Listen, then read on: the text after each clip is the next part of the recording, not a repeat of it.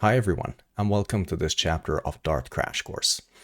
In this chapter, we're going to set up our project. So I'm going to use GitHub in order to serve our code and basically have a place to store our code. You may be using another version control system or host. It could be Bitbucket. It could be GitHub as we're using or anything else. As long as you have access to it, of course, you should be good to go. So the goal is to create one repository with all the code in it. And we're just going to go now to GitHub, create a repository for our project. And also I'm going to set up an optional dependency for our project, which will help us do hot restart of our Dart code. But don't worry about it if that doesn't make sense right now. We're going to go through it slowly together, okay? The first thing that we need to do is to open up GitHub or Bitbucket or wherever you're serving your code. So let's just go here. And I'm just going to make sure that you can see my screen well. Yeah, that's good.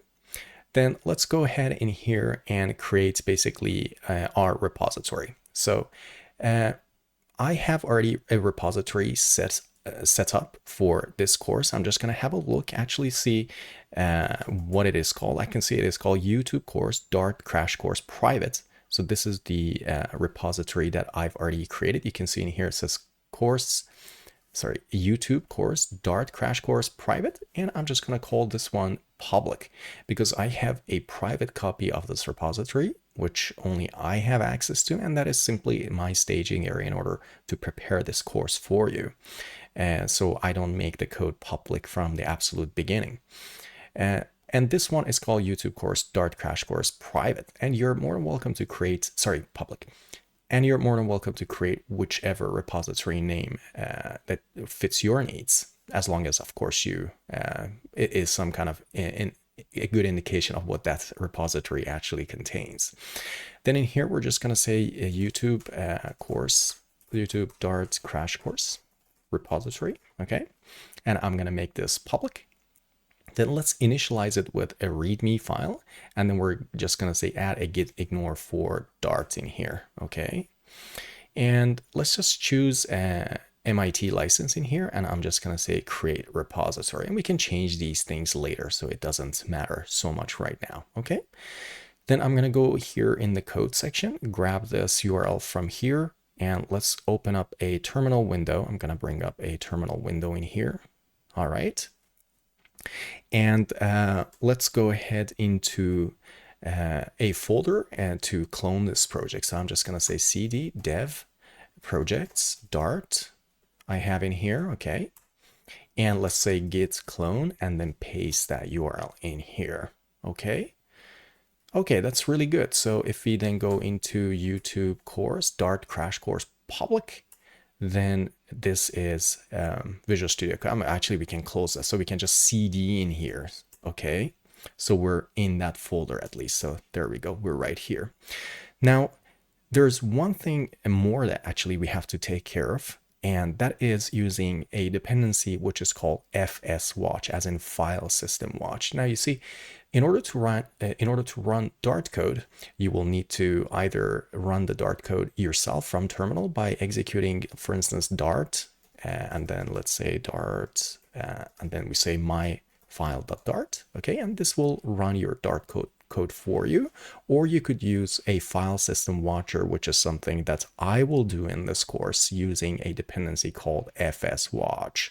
And fswatch is a third-party dependency which we're going to install on this computer using brew. So as long as you say brew install fswatch, then you should be good to go. However, you may not have brew installed on your computer, and I completely understand that.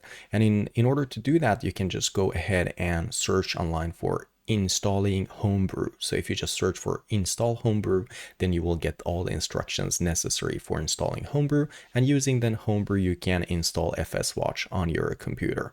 Now if you're not so fond of using homebrew, you can also always visit fswatch on GitHub in order to get some instructions on how to install fswatch on your computer and on your system. Is, I believe, available on Windows and Linux as well, but I could be wrong about that. But you're more than welcome to visit their website, which is hosted on GitHub, to get more information.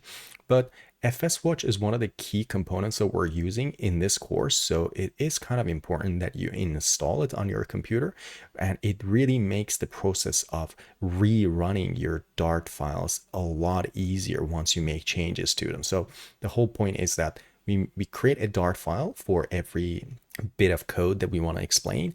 Then this Dart file will just live its life. We will update it and just save the file, and fswatch will then pick these saves to the disk up, and it will re-execute that Dart script for us, or that Dart file for us, so you don't have to constantly go to the terminal and re-execute your Dart files, if you know what I mean.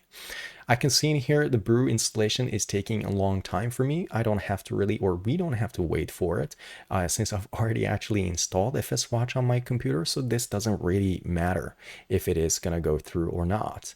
I can see it's updating homebrew, which could take some time. So we don't have to wait for it. As long as you have fswatch installed on your computer, you're good to go. And also, if you can't install fswatch, or if you don't want to install fswatch, that's completely fine too. You don't have to. As I said, fswatch only makes things a little bit easier for us. You don't have to install it, okay?